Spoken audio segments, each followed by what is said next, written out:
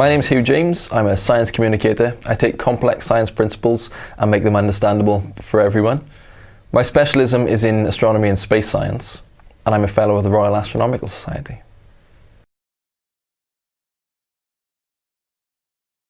To understand black holes, you really got to understand a little bit about the universe itself. The general theory of relativity tells us that the universe isn't static or rigid, like the surface of a table. It's more like the mattress on your bed. It's flexible. And then things like stars and, at an extreme, black holes, they change the space around them. Black holes are basically objects in the universe that nothing can escape from, not even light. They're normally dead stars that have been shrunk down, so you have lots and lots of mass in a very, very small space. Take the sun, for example. If we shrunk that down to the size of a ping pong ball, then we'd have a black hole. Stephen Hawking was a visionary when it came to black holes. He was on a quest to find a theory of everything, and his mission to find out what happened at the beginning of the universe brought him right face to face with these things we call black holes.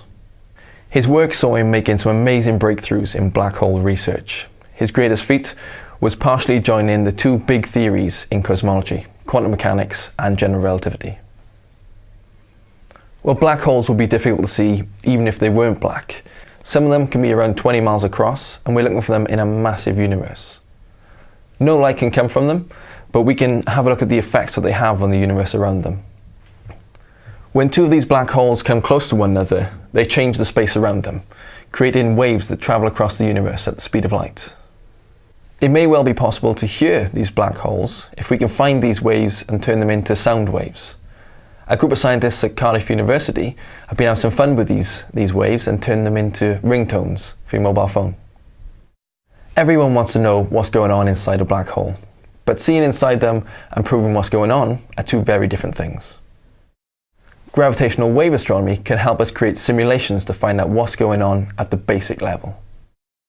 Do we really need to know that black holes exist? How does that matter to us on Earth? Science is full of questions like that. Does it really matter to me? For me, the pursuit of knowledge is a worthy cause by itself. However, we never really know when this knowledge is going to be useful. Take general relativity, for example.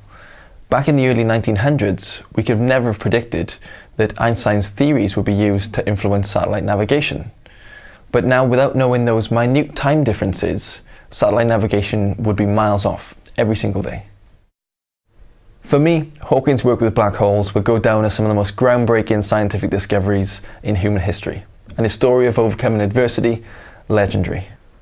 Obviously, there's been other great scientific discoveries, like penicillin, for example, but those two, black holes and penicillin, are very, very different. Penicillin is a very practical discovery. It helps humans, but doesn't help us understand the universe. Black holes, however, help us understand how we fit into the bigger picture, ultimately leading to a theory of everything. I've always been a big fan of exploration and discovery. The explorers of today are definitely the scientists in both body and in mind. One of the best discoveries for me would be a planet orbiting another star that we can live on.